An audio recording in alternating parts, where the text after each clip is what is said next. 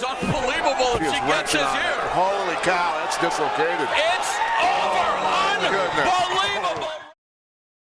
Passion. It's something that can bring the best out of a man. But it's also something that can make a man act without thinking. Last week, one of my own let his passion determine his actions. Ricochet, commitment to the cause will always be rewarded. So I really don't know what Ricochet's motive was in doing this. But we are not here to provide comic fodder. I will teach you what we are about. We are Alpha.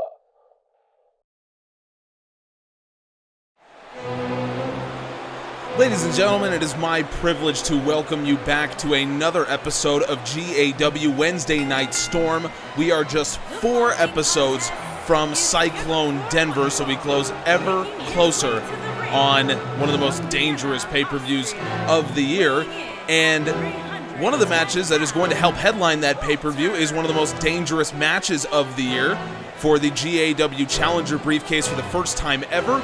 Starting today, we will have 6 qualifying matches to determine competitors in that match, and Walter is one of the 12 men that will be fighting for that right.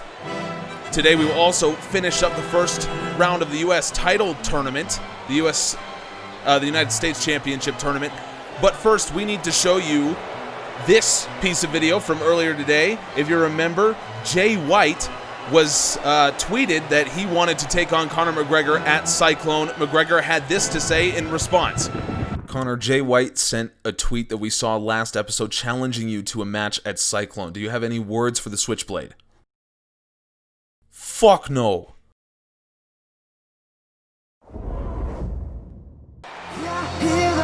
Well, Conor McGregor is a man of few words, and here is a man that we have not seen in a long time.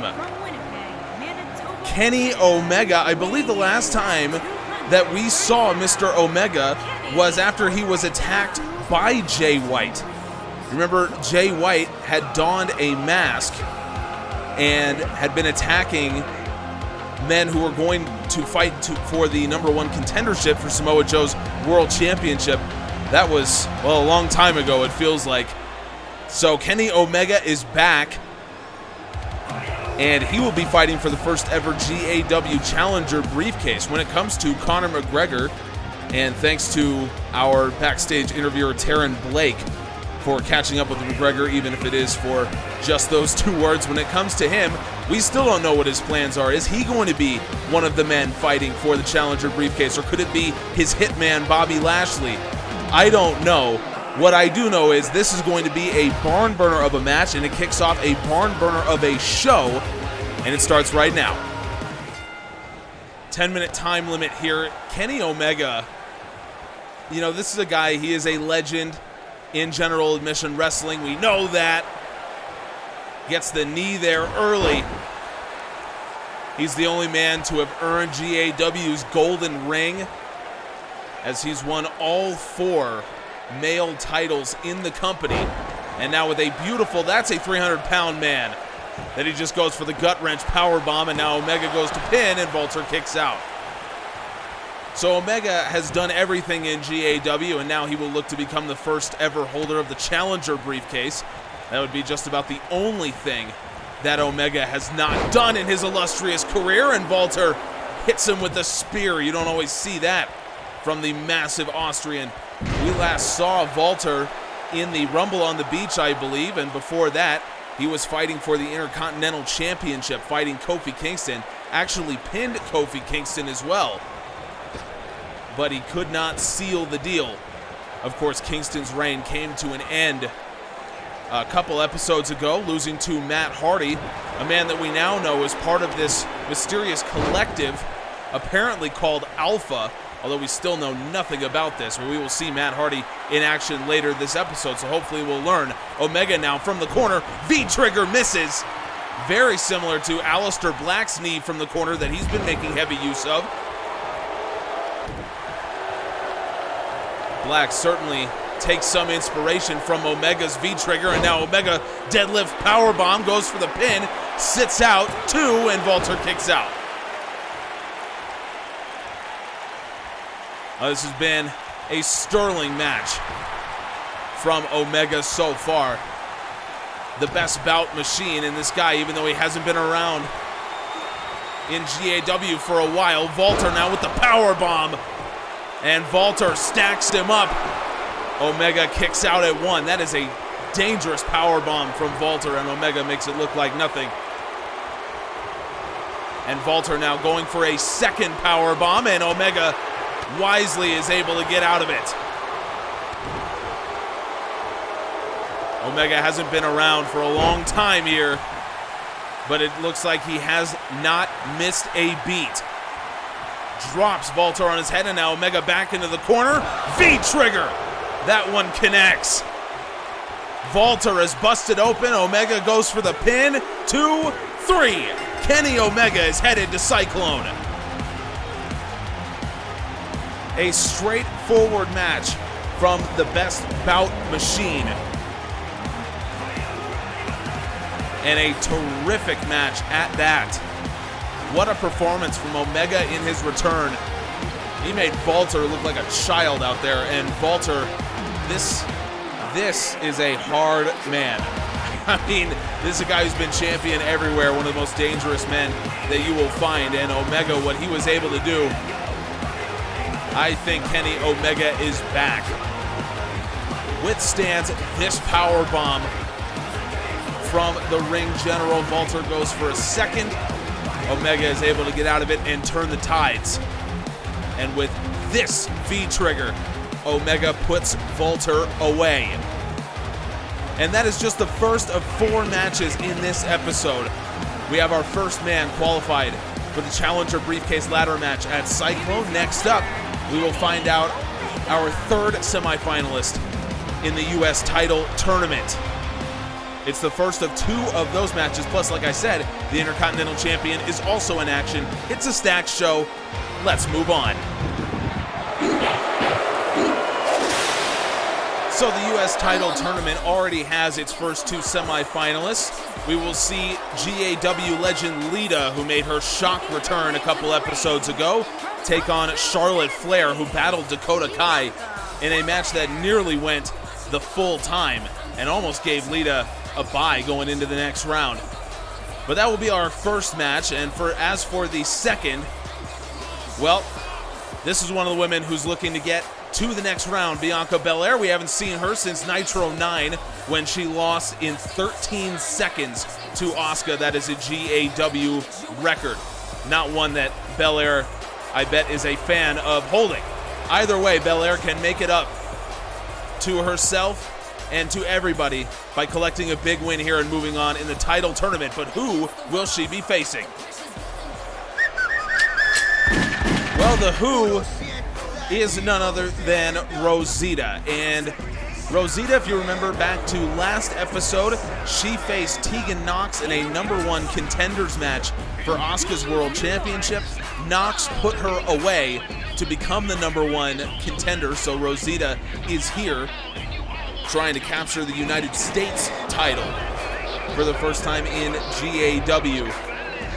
And Rosita, after a very brief stint in the world title picture after disrupting Asuka and Tegan Nox's match at After Party, now has returned to fight her way to the top from the bottom, starting in the first round of this tournament. Remember, we will see the final match of the first round in our main event of this episode. But let's also get to something concerning the Men's World Championship picture. This is a tweet that's come in from Aleister Black regarding his first match with Samoa Joe from last week. Their second match, of course, comes next episode. But he tweets, quote, "At Samoa Joe is the first man to beat me clean in almost 6 months. There is no shame in losing to a great champion, and I take great pride in sharing the ring with Joe. As long as the Blade Runners aren't around, I will show you why I deserve to share the ring with you." So it makes a lot of sense from Aleister Black's perspective. I mean, the Blade Runners have been a real thorn in his side, and it seems to be the mountain he can't climb. but he will have a chance to tie up his and Joe's series for the World Championship in our main event next week. Let's get on with this match, though. These two women are both coming in suffering poor defeats. Belair, of course, lost to Asuka. We haven't seen her since, and a beautiful stalling squat suplex there from Belair. Pound for pound, probably the strongest woman in GAW. Rosita, on the other hand, extremely athletic, and you can see it right there with a beautiful leg drop guillotine from over the top rope. Rosita, incredibly athletic. Along with Belair, of course, Belair, a track and field standout at the University of Florida, I believe. And then a CrossFit champion, and now she is here in GAW looking for her first taste of gold. Rosita goes for a couple rope-assisted stomps. Rosita looking good so far, not showing the effects of Tegan Knox's victory last week, and maybe I speak a little too soon. Both world title pictures actually seem to be pretty much in focus, which is a benefit that we've had now for a while. After the Switchblade, Jay White revealed himself before Bash at the Beach, we knew that that was going to be Samoa Joe's opponent, and then of course Asuka was embroiled in a very long feud with Charlotte Flair. And now Belair once again. Beautiful power slam from Belair, and now going for the pin. Rosita kicks out.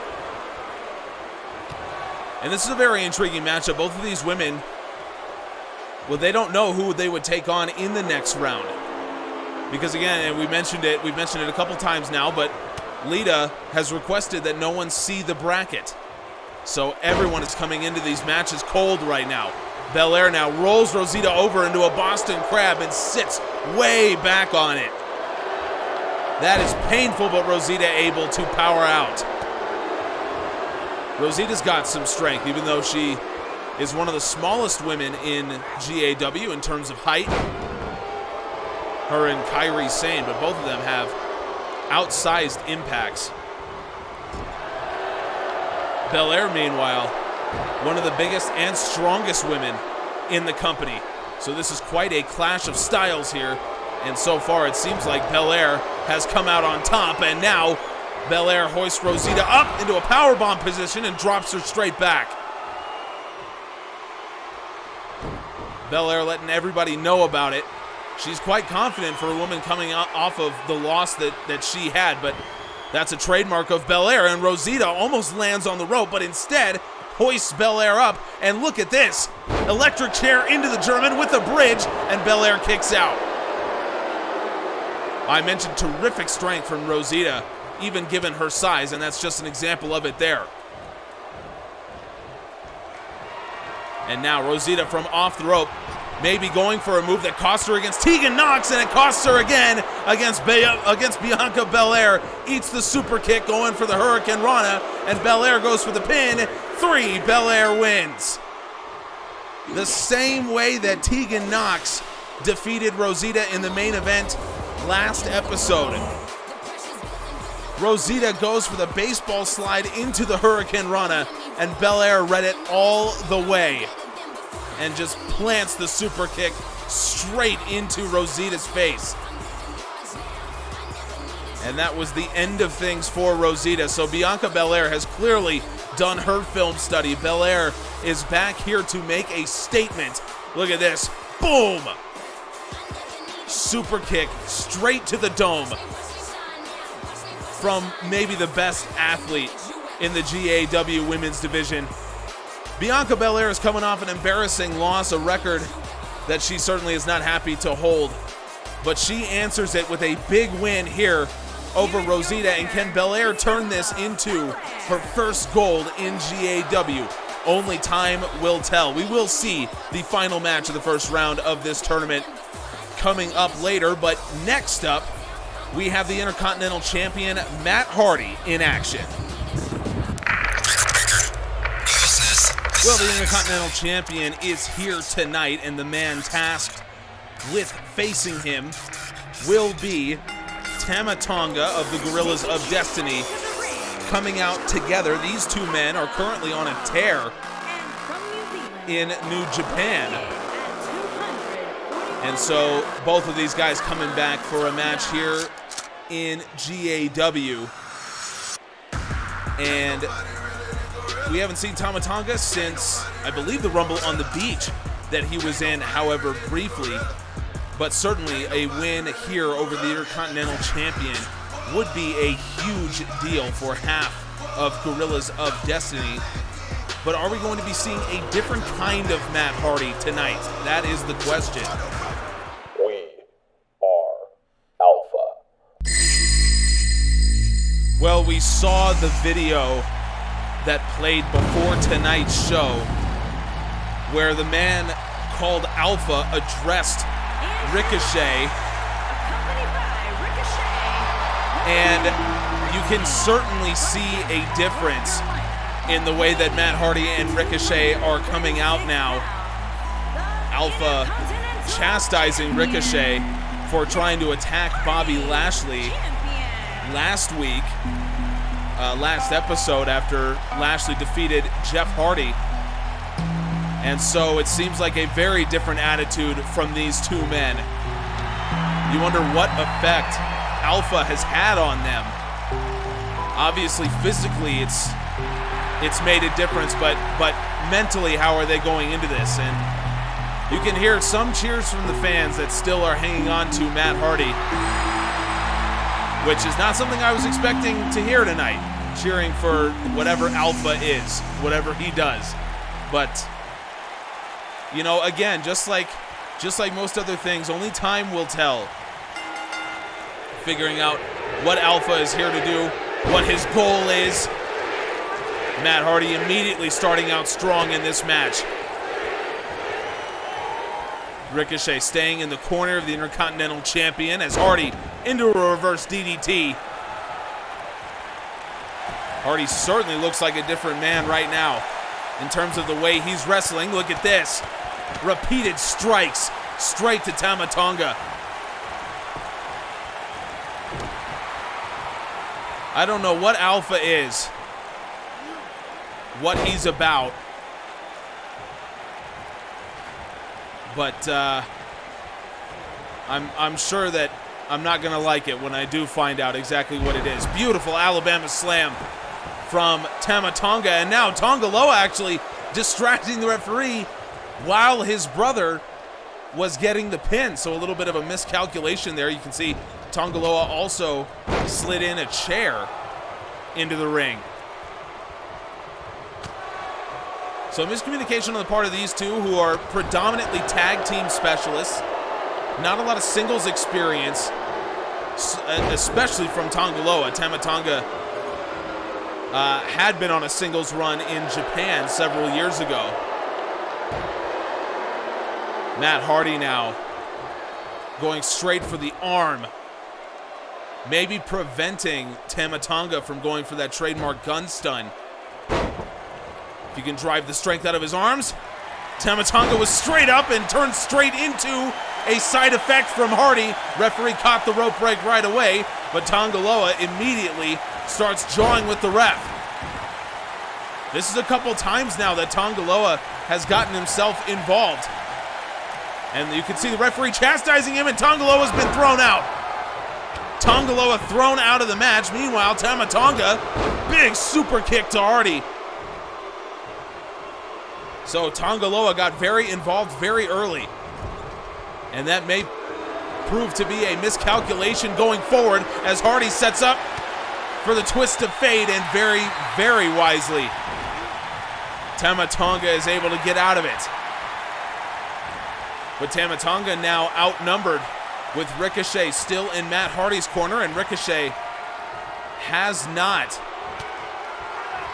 really had an effect on this match yet. And now Tama Tonga from the second rope, and it's a gun stun all the way from the top for Matt Hardy. Ricochet now jawing with Tama Tonga And Matt Hardy easily picks it out into a reverse DDT and once again goes for the strikes while Tama Tonga is grounded. So it's been a solid match here for Tama Tonga. Again, not primarily a singles competitor, but you feel like Matt Hardy has really had control most of the time. And Ricochet getting involved when needed. Hardy now, twist of fate. Just like that, Hardy hits the twist of fate, and it's all over for Tama Tonga. Ricochet only needed to do one thing. He only needed to get the attention of Tama Tonga when it was most important, and Matt Hardy turns it into a win.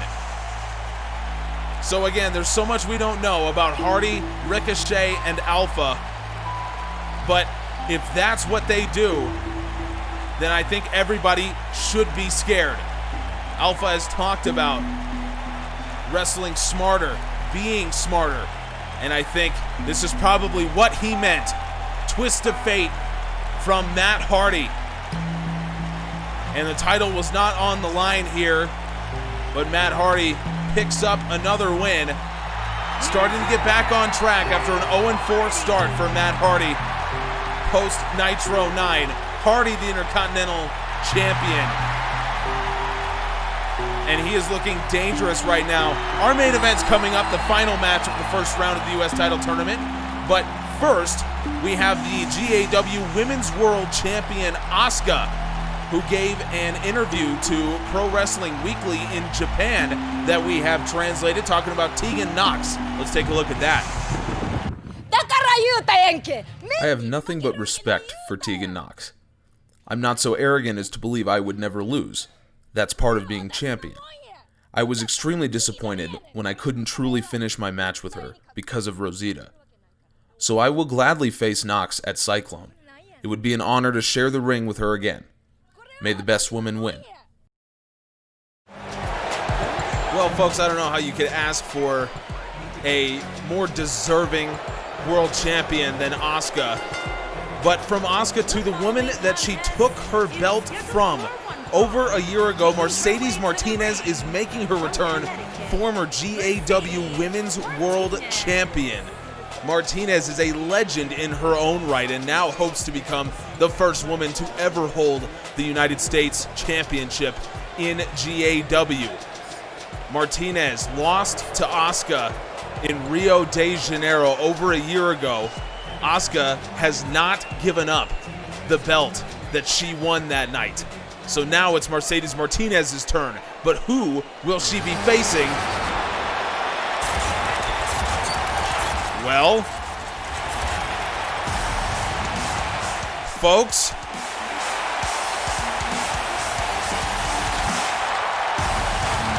I think we are about to see what it was all about. These videos that have been playing for weeks now on Wednesday Night Storm. The women that call themselves the Blue Bloods have come to General Admission Wrestling. Legends of mixed martial arts. The baddest woman on the planet, Ronda Rousey, and her teammate, the Queen of Spades, Shayna Baszler. You can see these women mean business. If you didn't see the logo that's emblazoned on the front of their jackets, tap, nap, or snap.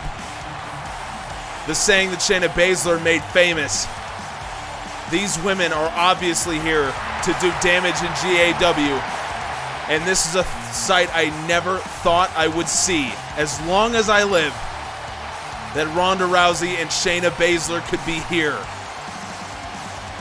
Ronda Rousey makes her shocking GAW debut in our main event.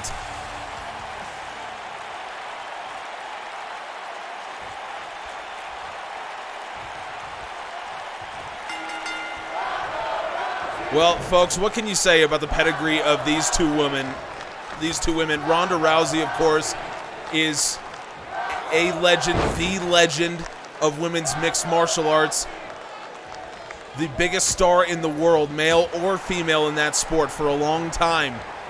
and really brought a spotlight to the women of the UFC and mixed martial arts all over the world, and Mercedes Martinez would know a lot about that.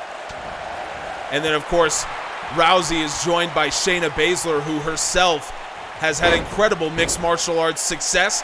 Now Martinez rolls over after Rousey goes for the power bomb, and Rousey rolls it back up, sits down on Martinez, and we're just exchanging pins between these two women right now. For as tough as they are in a mixed martial arts perspective, these two women are incredibly talented wrestlers. Ronda Rousey, of course, a former WWE Women's World Champion. Mercedes Martinez has held gold here. Shayna Baszler, of course, is a record-breaking NXT Women's Champion. So all of these women know a little bit about success, and now Rousey, beautiful, turns it around into a rear naked choke. She learned this from Shayna Baszler, no doubt. Baszler's feared Kirifuda clutch. And Rousey now trying to tap out Martinez, and Martinez is just able to hang on. These two women, two of the most talented submission wrestlers in the entire world. And if you are Asuka, well, you're looking at these two women, and you are saying, man, I'm able to beat Charlotte Flair, withstand Charlotte Flair in a submission match, but these two women are something else. Between them, these women, Ronda Rousey and Shayna Baszler, have held gold in 4 different martial arts promotions and 3 different wrestling promotions. This is as decorated a team as you will ever find. And now Rousey, with the flip over on Martinez, mounts her and now goes straight for the armbar. Absolutely devastating armbar from Ronda Rousey. We know what this has done to so many of the toughest women on planet Earth, and Mercedes Martinez is just able to roll over and escape the submission. Maybe the damage has been done already.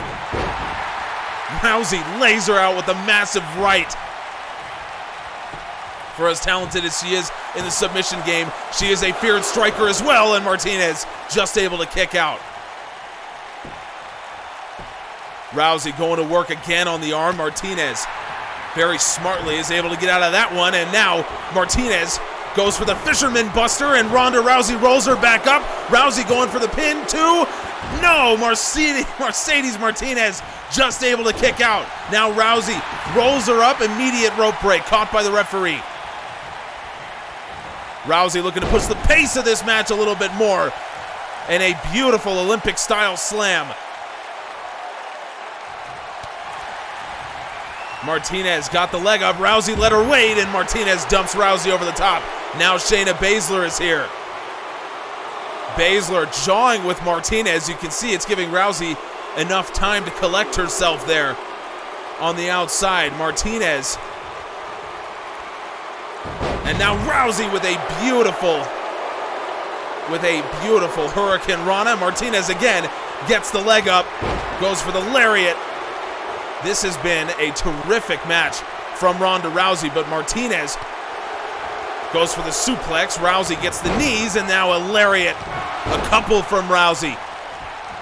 Can she go for the third? And levels the former women's champion. Now Rousey going all the way up. It looks like she's learned something new in her time away from wrestling. Goes for the massive knee drop. Martinez wisely out of the way. Rousey has everything you want from a fighter, but Martinez has the experience. Rousey finds her way out of the suplex and now pulls down Martinez. Pulls her legs up going for the cover, and Martinez kicks out. Through 5 minutes, Rousey has beaten up a former GAW Women's World Champion, and now the armbar is too much for her.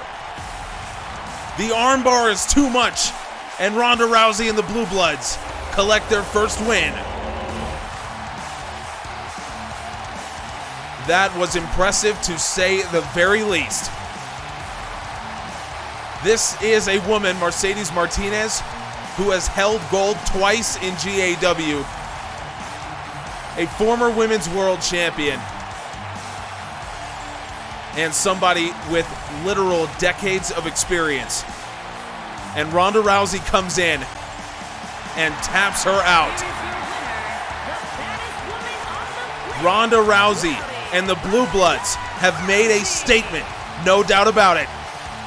They are here to win the United States Championship. And will we see Ronda Rousey come Cyclone? Only time will tell. And that will do it for this episode of Wednesday Night Storm. Next episode, Joe versus Black 2, as Joe has a chance to hang on to the World Championship. Will he do it? You'll have to subscribe to find out. We appreciate you.